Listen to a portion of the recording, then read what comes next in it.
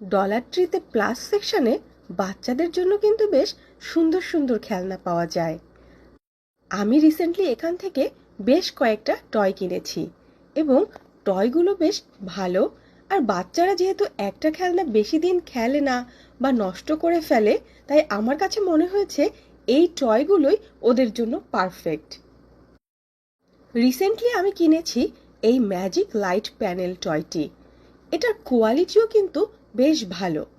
আর এর পাশাপাশি রয়েছে প্লাস টয়, সেটাও কিনা মাত্র $5।